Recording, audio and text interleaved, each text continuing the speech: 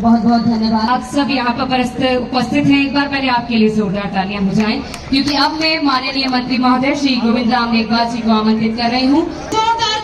के लिए आइएगा।